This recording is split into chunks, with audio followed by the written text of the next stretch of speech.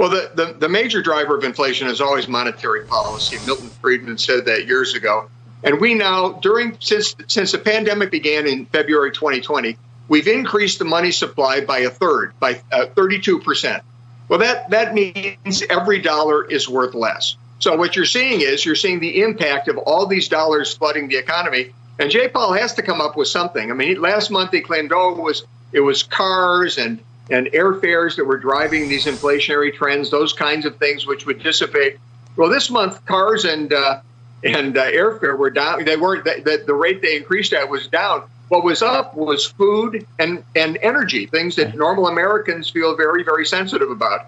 And that's what drove inflation in July. And so you're going to see that for a while. You're going to see it until we can solve these labor issues and try and stop this incredible spending that's devaluing the dollar. I mean, we've seen inflation increasing significantly more than wages, which means even though wages are going up, people are earning less. And that's going to continue for a while with these policies. We heard both the White House press secretary and the president say core inflation was less than it was last time. But if the core inflation takes out energy, those gas prices, as well as food prices, but you can't really do that because Americans are seeing that inflation, right? It's 5.4% is what it was last month. 5.4% is what it was in June and July.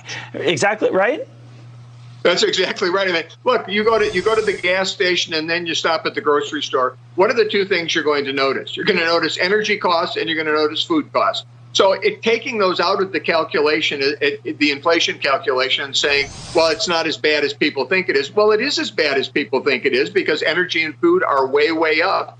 And energy's up. Did you see today that Biden is asking OPEC to produce more oil? I mean, because they're concerned about the price of oil being too high to meet the demand that's out there right now. This is what they're seeing in the inflation numbers. How about the United States produces more oil? How about we open the Keystone Pipeline? How about we encourage people in Texas and North Dakota to produce energy to get our energy costs down? It doesn't make any difference for climate change whether the oil comes from Saudi Arabia, Russia, or the United States. I'd prefer it come from the United States.